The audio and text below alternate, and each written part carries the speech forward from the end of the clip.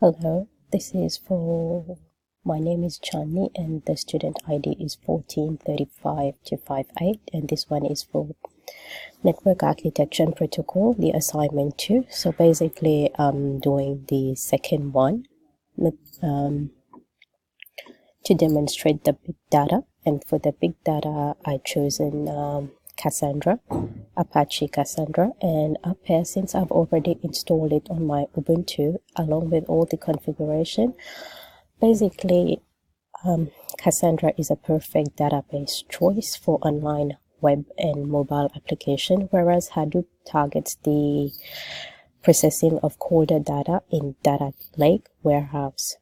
And Hadoop is a big data analytic framework that focuses on near-time and batch-oriented analytic on historical data.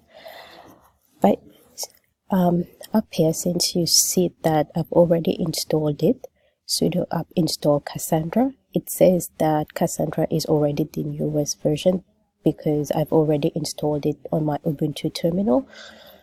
And I just started running the status just to show that it is still active up here. So it's sudo system clctl status Cassandra loaded active. The status is up here, active. And basically to make it work, we need to connect it to the SSH at the Cassandra repository file. And then in order to avoid any problem with the GPG key, that's why we need to add the Cassandra file as well. In order to see,